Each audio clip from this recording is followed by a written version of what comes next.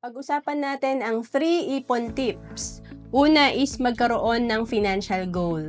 Importante kasi alam natin yung mga goal natin. Importante, halimbawa, magkano ba yung plano mong retirement fund, kailan ka ba plano mag-retire, and then kung nasa ibang bansa ka, OFW ka, kailan yung plano mo mag-for good, para doon tayo nakatingin sa ating goal. Kasi mahirap talaga mag-ipon.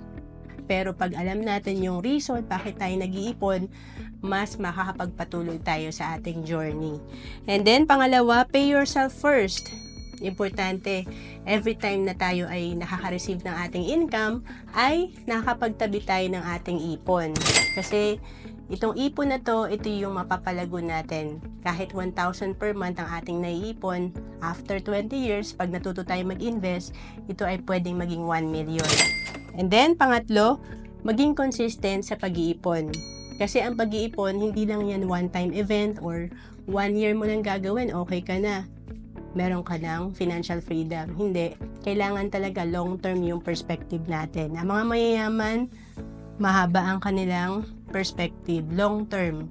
10 years from now, 20 years from now, hanggang sa next generation.